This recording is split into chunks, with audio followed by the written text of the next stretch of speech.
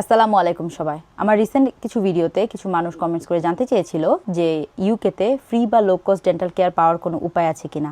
তাই আজকের এই ভিডিওটি। প্রথমেই বলে রাখি, কিছু মানুষ সরাসরি ফ্রি এনএচএস ডেন্টাল কেয়ার পাওয়ার যোগ্য, যেমন 18 বছরের নিচে, 18 বছর উপরে বা 19 বছরের নিচে ফুল টাইম কোয়ালিফাইড স্টুডেন্ট, গর্ভবতী হলে বা সন্তান জন্ম দেওয়ার 12 মাস পর্যন্ত।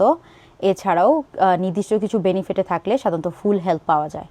আর এগুলোর কোনোটি যদি আপনার ক্ষেত্রে প্রযোজ্য না হয় এবং আপনার ইনকাম যদি লো হয়, তাহলে আপনি এনএইচএস লো ইনকাম স্কিমের জন্য আবেদন করতে পারবেন।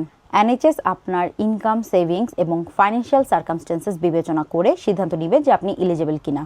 যদি আপনি এলিজিবল হন, তাহলে আপনি একটি সার্টিফিকেট পাবেন, সাধারণত HC2 সার্টিফিকেট এবং HC3 সার্টিফিকেট। যদি HC2 সার্টিফিকেট পান, সাধারণত ডেন্টাল ট্রিটমেন্ট সম্পূর্ণ ফ্রি হতে পারে। আর যদি HC3 সার্টিফিকেট পান, তাহলে এই ক্ষেত্রে আংশিক সহায়তা পেতে পারেন। আরেকটা বিষয় মনে রাখবেন, আপনি এবং আপনার পার্টনারের মোট ইনকাম, সেভিংস এবং ইনভেস্টমেন্ট এবং প্রপার্টি নিজের বাসা বাদে যদি 16,000 পাউন্ডের উপরে হয়, তাহলে আপনি সাধারণত এই স্কিমের জন্য এলিজিবল হবেন না। স্টুডেন্ট ভিসা বা স্কিল ওয়ার্কার ভিসা, যে ভিসাতেই থাকেন না কেন, আপনি অ্যাপ্লাই করতে পারবেন, কারণ এটি বিবেচনা করা হয় আর্থিক অবস্থার উপর, ভিসা স্ট্যাটাসের উপর নয়।